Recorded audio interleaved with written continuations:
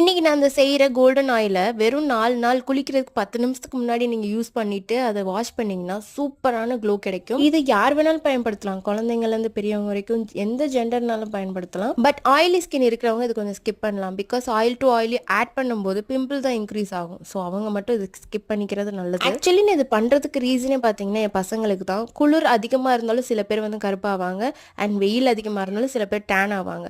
என் பசங்க பார்க்க இப்போ ரொம்பவே டல்லா இருக்காங்க. ஃபேஸ்ல பார்த்தா ஒரு செழிப்பே இல்லாம, கையெல்லாம் ரொம்ப கருத்து போய் ரொம்ப டேனை விட அது ரொம்ப கருத்து போன மாதிரி டல்லா இருக்கு. நான் எப்பயுமே இந்த மாதிரி ஆயில்லாம் செஞ்சு ப்ரிப்பேர் பண்ணி வைப்பேன். இப்போ ஸ்கூல் போக ஆரம்பிச்சாங்களோ அப்போ அப்படியே மறந்துட்டேன். உங்களுக்கு ஒரு பிரைட்டான க்ளோ கிடைக்கணும்னா கண்டிப்பா அது 4 டேஸ்ல நல்ல ரிசல்ட் கிடைக்கும்.